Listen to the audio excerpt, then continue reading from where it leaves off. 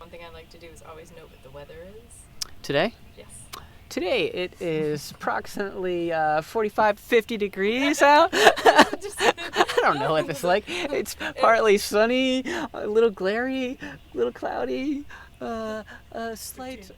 My name's Adam Hausmann, and we are in Burlington, Vermont at an area called the Intervale at Adam's Berry Farm. We're about a mile from downtown Burlington, in an area that is a floodplain.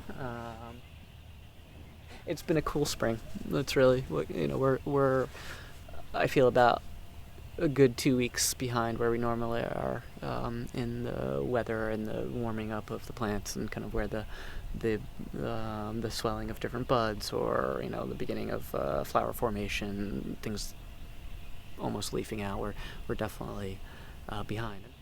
This is the 9th season that I've been down at the Intervale growing berries. So it's, in the big picture, starting to get established, but at the same time feels like every day feels fresh and new and unknown.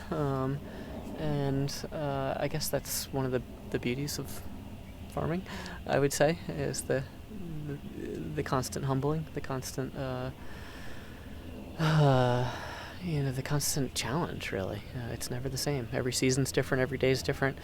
You start to predict things, and then all havoc happens, such as flooding right now.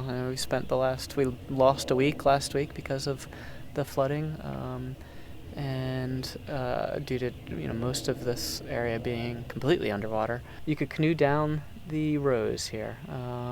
I've canoed through hoop houses and other floods, and You expect this? I do expect it in the spring, and it doesn't happen every spring. But we live in a cold area. There's a lot of obviously snowpack and snow melt. And last week we had a warm day on Monday with in conjunction with rain, and as a result, a lot of snow and water came out of the mountains. And it's late this year, and actually I thought we might have been out of the clear because there were some warm periods, or steady periods in March that a lot of snow came out. But the springtime floods are not surprising. They're frustrating, and they're exhausting, to be honest.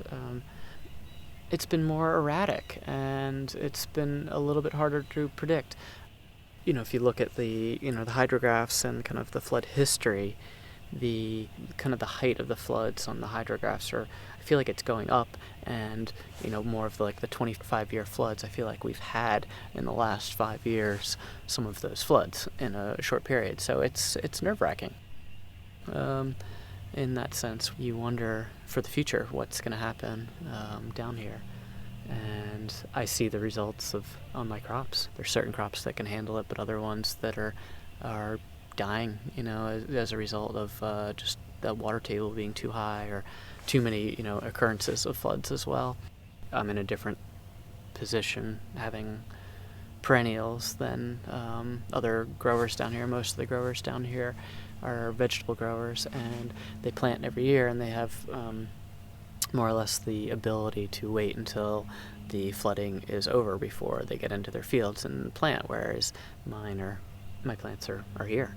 If they lose a crop, it's usually a first planting of spinach or something like that, and they can replant it, they can reseed it and plant it and be out there in the next week. Whereas